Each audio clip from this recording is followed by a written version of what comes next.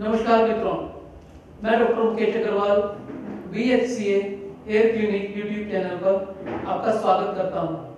मैं उम्मीद करता हूं कि आपको हमारे अब तक के वीडियो बहुत पसंद आ रहे होंगे। मित्रों, आज से हम हेयर लॉस पर एक नई सीरीज शुरू कर रहे हैं। इस सीरीज में आपको हेयर लॉस क्यों होता है, क्या होता है, कितने प्रकार का होता है और उसके समाधान कौन कौन से होते हैं, इन सब बातों के बारे में जानकारी मिलेगी। तो आज हम इस सीरीज के पहले वीडियो में जानेंगे कि हेयर लॉस क्या होता है और क्यों होता है और इसके प्रकार क्या क्या हैं। तो सबसे पहले बात करते हैं हेयर लॉस की। हेयर लॉस क्या है? मित्रों, हेयर लॉस को बाल्डनेस भी कहा जाता है और विज्ञान की भाषा में इसे एलोपेशिया भी कहते हैं। हेयर लॉस यानी जब शरीर से और सिर से बाल कम होने शुरू हो जाएं किसी भी कारण से, तो इसे हेयर लॉस, बाल्डनेस या एलोपेशिया कहते हैं। मित्रों, ये तीन प्रकार का हो सकता है। सबसे पहले pattern hair loss. Pattern hair loss महिलाओं और पुरुषों दोनों में हो सकता है। महिलाओं में इसे फीमेल पैटर्न हेयर लॉस या फीमेल पैटर्न बाल्डनेस कहते हैं और पुरुषों में उसे मेल पैटर्न बाल्डनेस या मेल पैटर्न हेयर लॉस कहते हैं। और दूसरे प्रकार का हेयर लॉस होता है डिफ्यूज हेयर लॉस।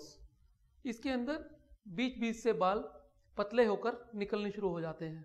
इसे डिफ्यूज हेयर लॉस कहा जाता है। और मित्रों, तीसरे प्रकार की हेयर लॉस टाइप होती है पैची हेयर लॉस यानी एलोपेशिया एरियाटा। इसके अंदर चकत्ते के रूप में बाल गुच्छों के साथ बाहर निकल आते हैं।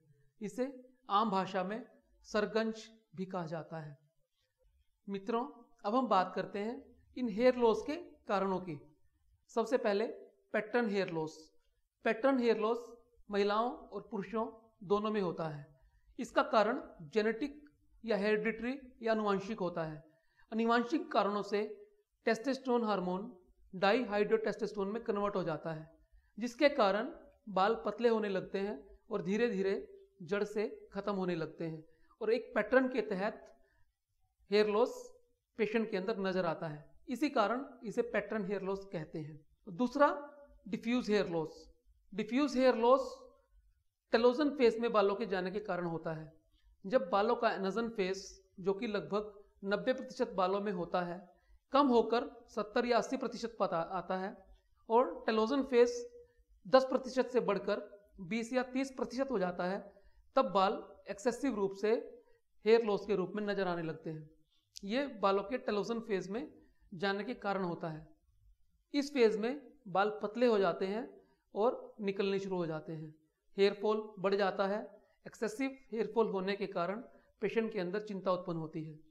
डिफ्यूज हेयर लॉस का कारण साइकोलॉजिकल भी होता है, फिजिकल भी होता है। किसी बीमारी के कारण, लंबी चलने वाली बीमारियां जैसे टाइफाइड, मलेरिया, चिकनगुनिया, डेंगू इत्यादि के कारण डिफ्यूज फेज में बाल चले जाते हैं। इसके अलावा साइकोलॉजिकल परेशानियां, स्ट्रेस, डिप्रेशन के अंदर भी बाल डिफ्यूज फेज में चले जाते हैं और पेशेंट डिफ्यूज हेयर लॉस से ग्रस्त हो जाता है। अब तीसरा एलोपेशिया एरियाटा यानी patchy hair loss. Patchy hair loss एक ऑटो इम्यून डिसऑर्डर है। इसके अंदर शरीर की इम्यूनिटी रिवर्स काम करना शुरू कर देती है और बालों को एक गुच्छे के रूप में निकाल देती है। ये तीन प्रकार का होता है। एलोपेशिया एरियाटा, जिसके अंदर बाल एक रेगुलर या इरेगुलर शेप में शरीर के किसी भी हिस्से से उड़ने शुरू हो जाते हैं। दूसरा एलोपेशिया टोटलिस, जिसके अंदर सिर के सारे बाल खत्म हो जाते हैं। और तीसरा एलोपेशिया यूनिवर्सलिस, जिसके अंदर सिर के साथ साथ शरीर के बाकी हिस्सों के बाल भी पूरी तरह से खत्म होने शुरू हो जाते हैं। ये सीवियरिटी के हिसाब से डिवाइड किया गया है: alopecia एरियाटा, alopecia totalis, alopecia universalis.